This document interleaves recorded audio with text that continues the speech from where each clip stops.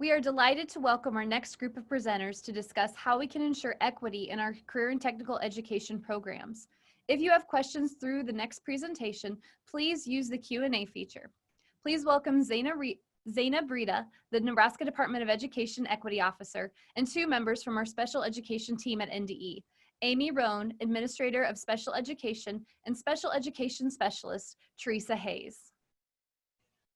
Hi everyone, my name is Zainab Rida and I'm the Equity Officer at the Department of Education.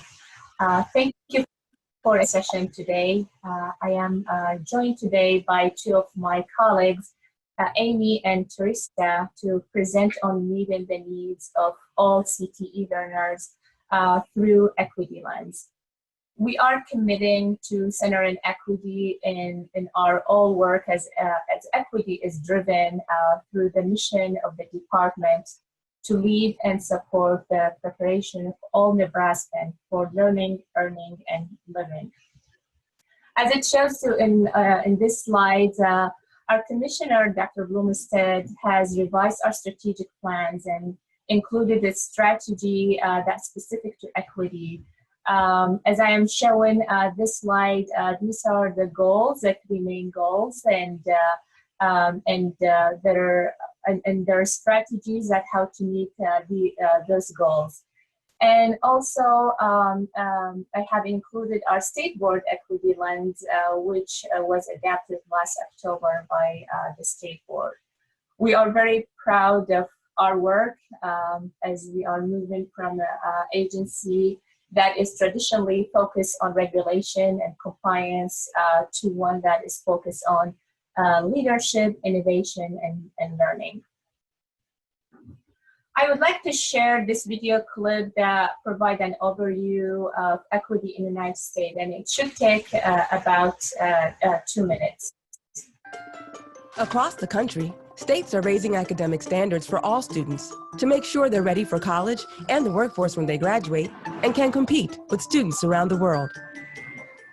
High, consistent standards motivate students to succeed, but every child needs something different. Some need help with reading or spelling. Others struggle with fractions. And some are great writers, but struggle with algebra. Every child deserves the best education we can give them, but too many students do not have what they need to succeed. Incredibly, about 40% of school districts in America don't even offer preschool. Almost 1 in 5 African American students and slightly fewer Latino students attend dropout factories. In many states, students of color and English learning students are more likely to attend schools with high percentages of inexperienced teachers. Students with disabilities make up 12% of all high school students, but only 2% of the students who take an AP class. So it's not surprising that there are achievement gaps between white students and students of color, and between students with and without disabilities. But we can change this. We can give every child a fair chance, making sure all schools have the resources they need to help all of their students succeed.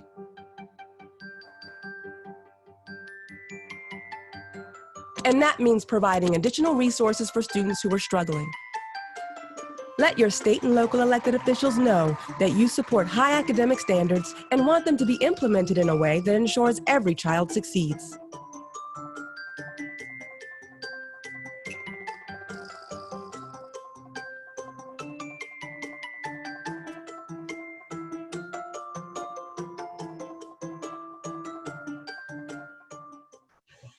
So in order to work on meeting the needs of all CTE learners, we must understand the challenges in CTE.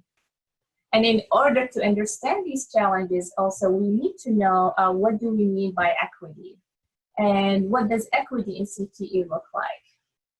So the Great Lakes Equity Center define educational equity as when educational practices, policies, curricula, resources, and school culture are representatives of all our students, such that each student has access to participate and make progress in high quality of learning experiences, which resulted in positive outcomes regardless of race, gender, ability, religion affiliation, national origin, linguistic diversity, and other characteristic and group of membership. So since equity is really a big idea and the definition is quite full, so let's unpack the definition and boil it down into 4 elements, if you will. The first element is high outcome. We should be outcome-driven educators, right? Not to focus only on test score. I always bring an example of weight loss and scale. So if you want to lose weight as a goal, you don't spend your time and effort on purchasing a sophisticated scale, or you spend time on what type of scale you want, but you focus on your time and effort on the process and conditions and steps in order to lose weight. Some of policymakers define equity almost solely in terms of input and sometimes even output including monies, teacher, curriculums, and they input like were students able to attend schools or if there's any sufficient resources. Instead, and unfortunately, this view of equity ignored both facts that what happened to students during the schools and what is the compensation and what to distribute the resources, and the differences whether who of the students like have graduated and who left the schools. So the outcome is very important. We understand the input equity is necessary, but sadly it's an inadequate condition to ensure student success. So instead, we should focus on efficacy of solutions that benefit all towards self-determination and ability to act as contributing citizens in a democratic society and global community. So when we look at our outcome data, what are we seeing? Are we seeing pattern of disciplines among certain groups? So if so, these are really flags that or indicator that we should address our equity practices and whether it's in schools or in the classrooms. Unfortunately, too often CTE students face teasing or harassment in programs that are considered not traditionally appropriate for genders. So in order to be successful in CTE, students must enter a safe, welcoming environment and in which they can excel academically and build skills and experiences that they need in any workplace. There are also many challenges that inhibit a CTE learner from reaching their potential, including emotional, financial, and even academic challenges. So, for example, students living in poverty, even minor health issues like cavities or untreated illness can have a dramatic impact on learning in the classroom. So we want to make sure that CTE learners success by making those resources available, so to support their academic need, healthcare, and other students. The next element that I would like to address is the meaningful participation. So what do we mean by this element? This means that people who have historically on the margins have the right to participate in decision-making bodies. We're talking about in terms of programming, we're talking, it means like intentionally we should include diverse voices who've been historically underserved by CTE programming. And that's including, but not limited, to people living under resource communities, people with disability, as well as racially, ethnically, and linguistically diverse individuals. So, so the core of advancing equity in CTE is building trust with families and students. And so students and families should have multiple opportunities to provide feedbacks. And even those feedback loops must be accessible to diverse group of students and their families. Some questions to consider in examining whether these feedback accessible or any accessible information. For example, in what language are plans and data, policy and program information presented? And what language may community member use to provide these feedbacks? Is information presented in plain language that average lay person can understand? What time frame for providing feedback is given? Other questions to consider, like who may be excluded from providing feedback due to time and date meetings? What delivery methods may community member use to provide feedback? Are we using online, mail, in person?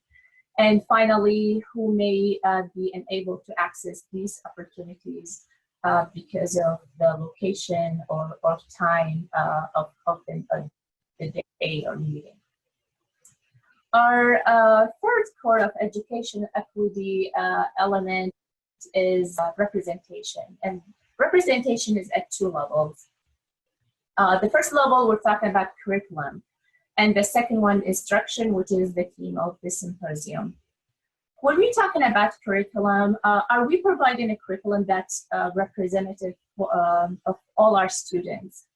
What about the materials? Are we providing materials that reflect our cultural history?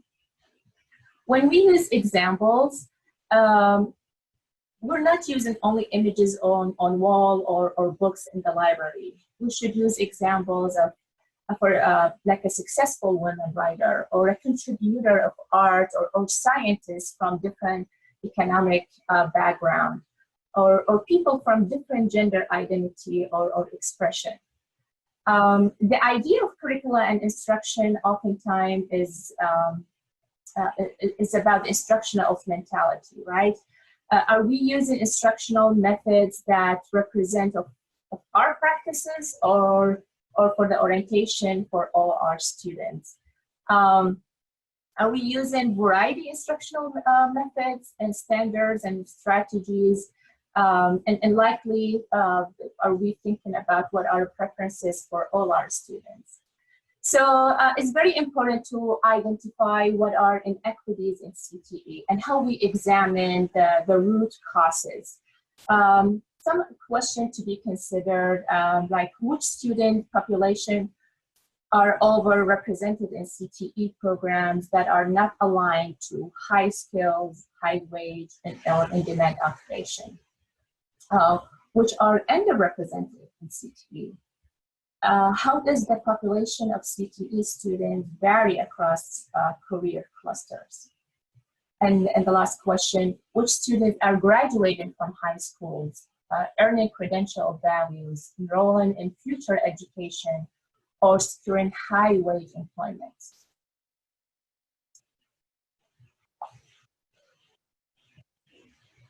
Representation goes hand in hand with access. You really cannot have representation if you don't have access. So access is the last element that I would like to address. So how we are assessing everyone, make sure that they have equal access to the program, to curricula, to participation, decision making, or putting policy together in place and schools. So what do you mean by access? Access means all members of the educational community should have entrance into, involvement with, participation of resources, even conversation, which are all alternative to heritage and community practices. However, and unfortunately, data shows not all students have been able to access high quality CTE. There are gaps in accessing those high quality of CTE. So we should expand the access to high quality CTE program by identifying what are the common barriers and in order to work into new students where they are. Some barriers that might inhibit access to high quality of CTE, including geography, and availability of high-quality CTE programs. Funding and resources, particularly of capital-intensive programs such as advanced manufacturing or even health science. There are many home factors that include family involvement, family income, trauma, child care needs, and health needs. And other barriers including academic preparation, career awareness, lack of qualified instructor, cultural awareness, and physical and learning ability.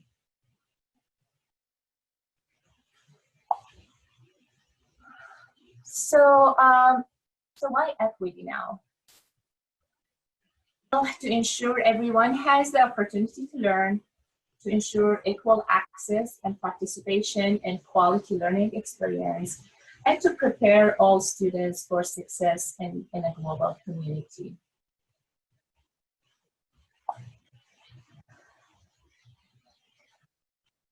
So, changing for equity requires that we change how we think. It requires that we change what we say and also what we do. We have to reframe the way we think about our families, students, and each other from a deficit point of view.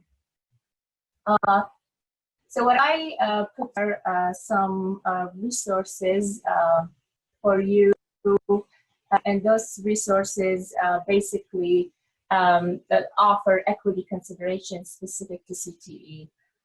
These resources are hyperlinked and can be accessed by just clicking on the title.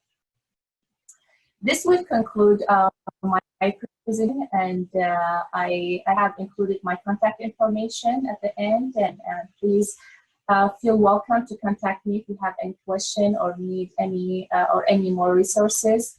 Thank you, and enjoy the rest of the symposium. Have a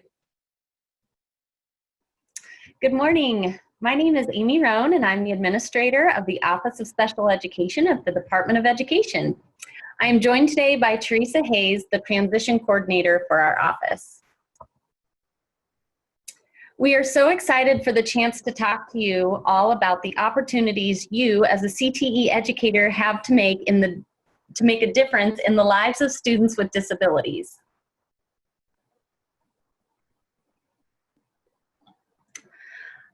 So there are common misconceptions that equity and equality mean the same thing. It was nice to hear the perspective around equity from our equity officer, Zainab, but now I'd like to take the opportunity to explain the difference between equity and equality. This is that they can be used interchangeably, especially when talking about education. But the truth is, they do not and cannot be used the same and are not the same. Yes, the two words are similar, but the difference between them is crucial. So please don't talk about equity when you really mean equality, or equality when you talk about equity. So let's dive into that. So making sure all students have equal access to resources is an important goal. All students should have the resources necessary for a high-quality education, but the truth remains that some students need more to get there.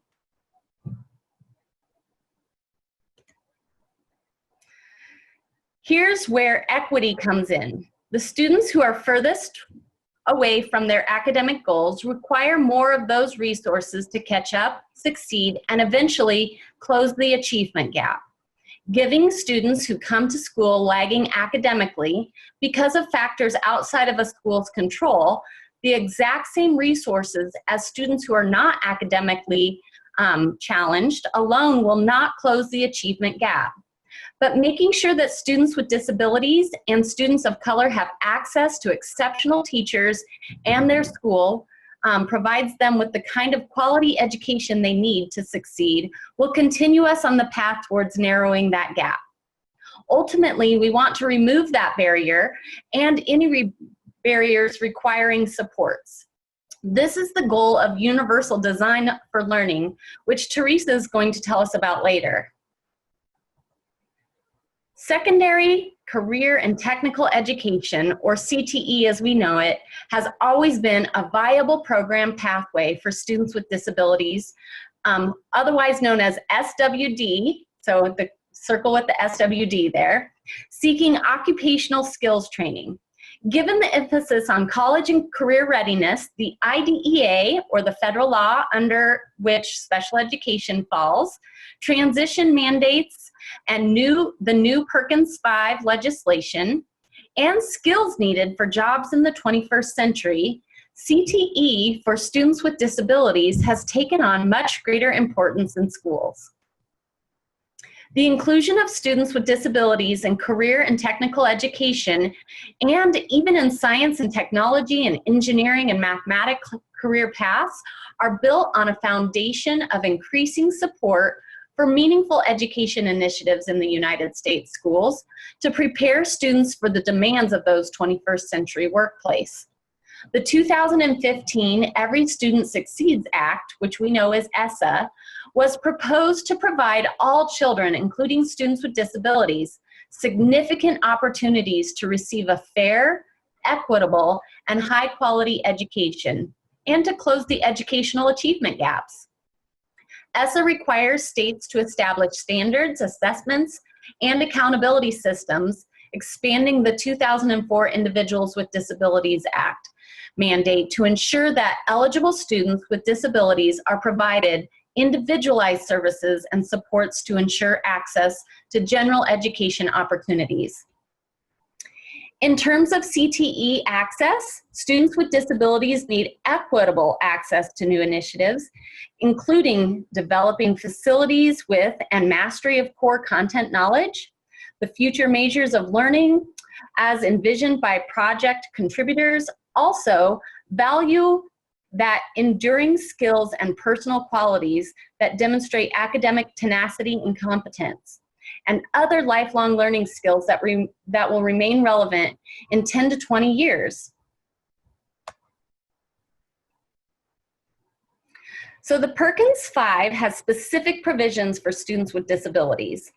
Local Perkins grant recipients can use funds to coordinate with other educational and workforce development programs, including WIOA and IDEA, has requirements to use state leadership funds on individuals in state facilities such as correctional institutions, juvenile justice facilities, and institutions for students with disabilities, so level 3 placements that have been expanded to up to 2%. New set-aside has been added requiring states to spend funds on recruiting special populations into CTE programs. Funds can be used for educator professional development related to students with disabilities. And comprehensive local needs assessment focuses on equity gaps and the needs of special populations. The provisions align perfectly with the Individuals with Disabilities in Education Act, known as IDEA. This is the federal law that sets forth the provisions for special education in our public school districts. IDEA mandates that secondary students with disabilities, starting at the age of 16, in Nebraska we allow even at the age of 14 or older, have transition services included in their individualized education program, or their IEP, that specifies post-secondary goals appropriate to education and training, employment, and, if appropriate, independent living skills. It also requires post-secondary goals delineated in the IEP that are based on the student's individual needs, accounting for their strengths, interests, and preferences. The federal regulations define transition services to mean a coordinated set of activities for a child with a disability that are a result-oriented process and meet academic and functional needs. So now let's explore where we can find opportunities for alignment. When we look at both Perkins and IDEA, or CTE and special education as we know it, we see that both require rigorous academics, workforce readiness, personalization of student supports, and educator supports. So let's break each one of these down more specifically. Within rigorous academics, Perkins calls for dual enrollment and concurrent enrollment opportunities, AP and IB course availability, integration of employability skills and academic and technical standards. Right parallel to that, IDEA calls for the provision of supports to ensure students with disabilities have the opportunity to achieve high academic standards. Within workforce readiness, Perkins calls for provision of opportunities for real-world application. It defines CTE as contributing to higher order reasoning and problem-solving skills, work attitudes, and employability skills, funding for work-based learning, and career exploration in earlier grades. IDEA calls for transition services to move from school to post-school activities, what we know as post-secondary, vocational education, employment, continuing, adult services, and independent living. It also calls for us to develop employment and post-school objectives and acquire daily living skills. Within personalization of student supports, Perkins calls for the ensuring that educational stability of children who are homeless and in foster care, career counseling, dual enrollment and concurrent enrollment tuition support. And IDEA calls for us to prepare students with disability for education and employment and independent living, free of charge, that must meet the standards of the state educational agency. It must include preschool through secondary and be in conformity within the individual's learning needs. And then, most important, supporting our educators. Perkins calls for teacher externships, co-learning professional development for CTE and general education teachers, where IDEA calls for funding for training of staff and educators of local boards, offices of chief elected officials, one-stop operators, one-stop partners, and eligible service providers, as well as support in high-quality PD to improve reading instruction or other instructional practices.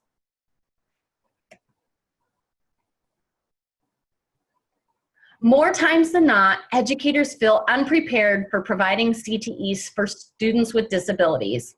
We have adapted guidance provided by a National Technical Assistance Center to provide you with some guiding questions when thinking about CTE for students with disabilities. When thinking about students with disabilities, preparing students for opportunities to learn starts with preparing your programs. So this would be specific to CTE programs within your buildings. Equity in schools is the answer to supporting every student, not just students with disabilities. When schools provide their students with resources that fit individual circumstances, the entire classroom environment improves. Not only that, but the importance of equity extends to our society as a whole. The equitable communities everyone has, within equitable communities, everyone has the opportunity to succeed regardless of their original circumstances. On a surface level, the benefits of inclusion and equitable classrooms extend to academic achievements. Schools with the smallest achievement gaps between demographics have the highest overall test scores. This means that when the most disadvantaged students' scores improve, students from more privileged backgrounds improve too. When schools are mindful of different backgrounds and provide the right resources, all students are prepared to learn and help each other succeed. With all of this in mind, let's now turn it over to Theresa, who can help us all learn more about opportunities in instruction we can provide to our students with disabilities in our CTE classrooms. All right, good morning. My name is Theresa Hayes, and I work for the Nebraska Department of Education in the Office of Special Ed, and I am the coordinator of transition supports. As I take over, I will be discussing with you the more practical side of equity in the classroom and creating learning environments and opportunities for all students to be successful in a CTE classroom. I'm going to discuss universal design for learning and differentiating the curriculum. Keep in mind, today's presentation will give an overview of universal design for learning and some strategies that educators can use in the classroom for differentiation. I will not go in depth into each of these strategies, but the hope is that you will come away with many keywords and ideas you can take and do some of your own research on what sounds intriguing to you and something you might want to try in the classroom. Let's get started. Universal design for learning is a framework to improve and optimize teaching and learning for all students by removing the barriers in the curriculum when possible and providing supports and scaffolds when the barriers cannot be removed. And as Amy shared earlier, equity in the classroom becomes liberating when we're able to remove these barriers for students. And universal design for learning offers a way to do that.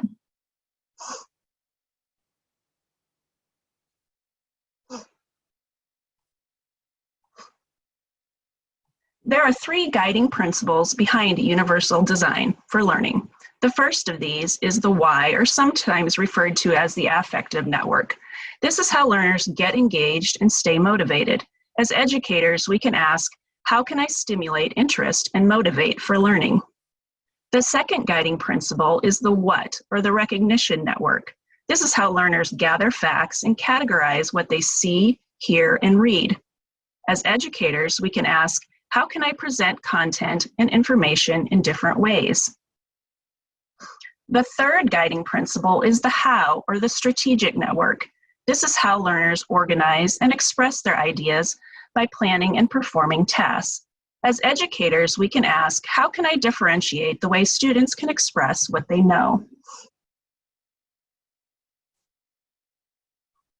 Next, I'm going to share with you a short video called The Bowling Analogy. The bowling analogy illustrates very well the basis of universal design for learning, which is to make learning accessible to all learners by aiming for the struggling learners, because what is necessary for those learners to eliminate barriers is good for all learners. Let's take a look. Hi, my name is Shelley Moore, and I'm a third-year PhD student at the University of British Columbia in Vancouver. As Canadians, we have a reputation for finding and embracing the strength in our diversity. This value, however, hasn't been reflected in our classrooms, which still segregates students by ability, especially students with developmental disabilities.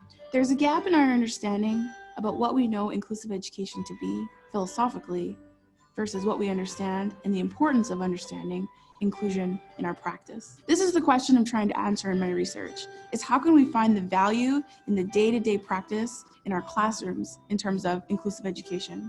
So how am I going to explain this to you? Now I can sit here and try and describe this, or we can have a little bit more fun. Why don't we go bowling? So let's talk about bowling. You have 10 pins, you have 2 balls, and you have a lane.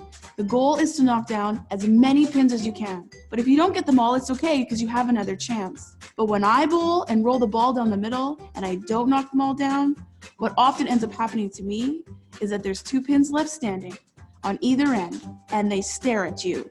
It's the 7-10 split, and it's the hardest shot in bowling. How is bowling like teaching? The ball was the lesson, the pins are the kids. We aim for the middle, we do the best we can. The pins that are left standing, we often have another chance to kind of get to them, but at the end of the day, those 2 pins that are staring, looking at you, are kids who need the most support and are kids who need the most challenge. So we end up choosing one, and the other one is left standing. I just took all the fun out of bowling. Now, I don't know how many times you've watched professional bowling, but I spent an afternoon watching professional bowling, and let me tell you, there was not one bowler who rolled that ball down the middle of the lane. They throw the ball down the lane at a curve. And I was actually really curious about this, so I called up a professional bowler. He was so excited. I don't think he gets a lot of calls about education. He said the reason why the ball has to enter at a curve is because you will knock down more pins and create a bigger domino effect if you enter at that angle. But in order to do that, you have to change your aim. In order to knock down the most pins with one shot, he aims for the pins that are the hardest to hit. Now let's just let this sink in for a second. We are taught to teach the head pins. We are not taught to teach to the kids who are the furthest and the hardest to get to, the kids with autism, the kids with Down syndrome. The part that's critical here, and it really aligns with universal design for learning, is that so often the supports that we design for those kids on the outside of the lane are actually supports that all of the kids need. This is the part we need to understand if inclusive education is going to move forward in Canada. How can we find this value of diversity in our classrooms between the students? This is not just important for the outside pins, but it's critical for every single one of us. And just think, all we need to do is change our aim. Look how bowling changed education.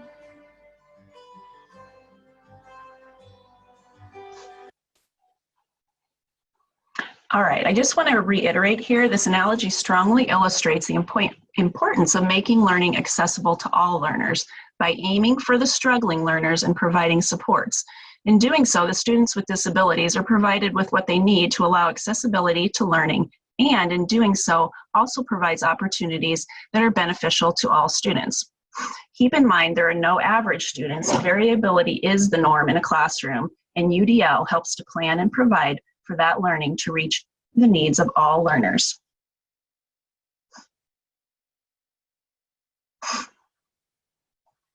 Remember, by differentiating instruction through universal design for learning, we are helping to remove barriers and provide supports and scaffold for all students to be successful in the classroom. And to do this, remember that students differ in a variety of ways. And those are listed here below. I'm not going to read them because I'm understanding we're on a little bit of a time crunch, so I'm going to rush through a few of these.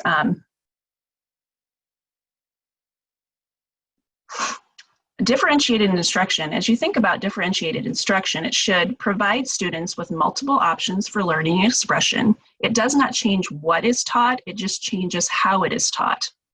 The goal is matching the teaching to the students' learning needs to achieve maximum academic growth. By being proactive, think about how you can structure learning on the front end to provide quality learning opportunities to all students, rather than needing to be reactive because you only aimed for the average middle-of-the-road student and the students with disabilities were left behind. There are 4 elements to keep in mind when differentiating instruction. They are listed here. The first is content, or the method or media of how information is taught. As you consider the content, think about curriculum objectives and student readiness. First, varied content targets with tiered lessons. Next, you could use problem-based or place-based education to leverage student awareness. Next, content can be introduced through classification and association, for example, looking at similarities and differences. There's also game-based learning and project-based learning. You could do curriculum compacting and sequencing, for example, using chunking.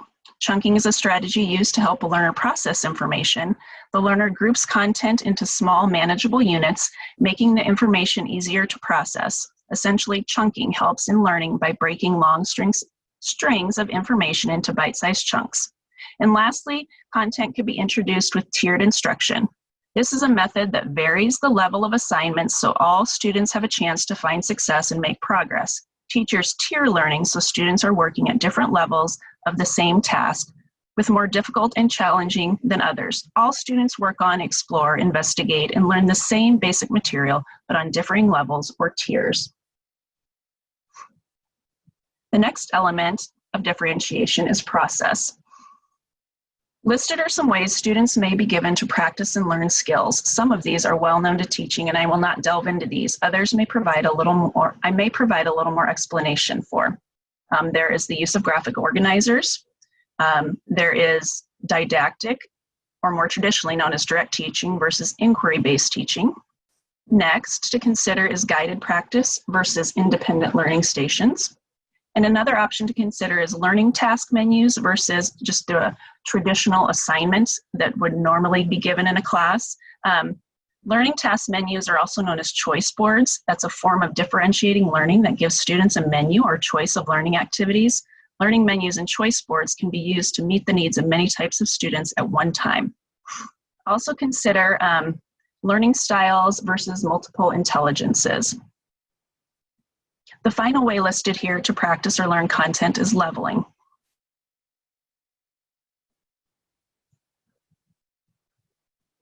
The next element of differentiation to consider is product. This would be the method or materials used by students to demonstrate knowledge learned.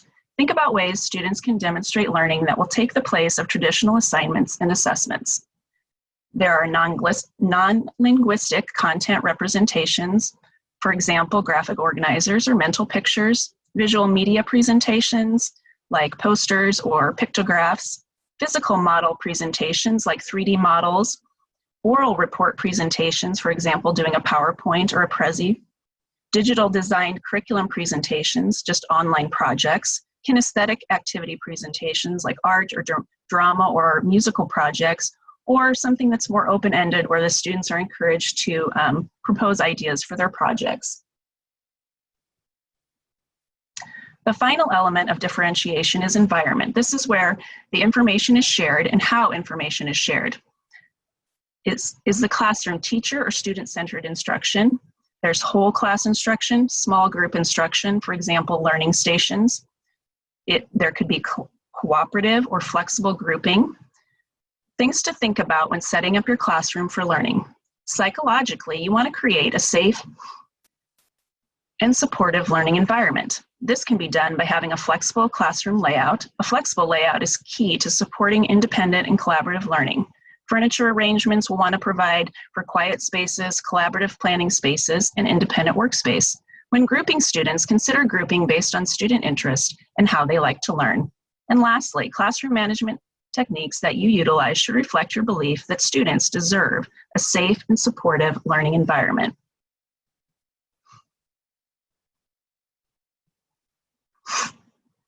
And managing all this differentiation. Start with just deciding on what you want to teach. Content, standards, goals. Pre-assess to determine knowledge and environment needs. This might be done by journaling or think, pair, share, or interviewing students. Then design a lesson and teach it.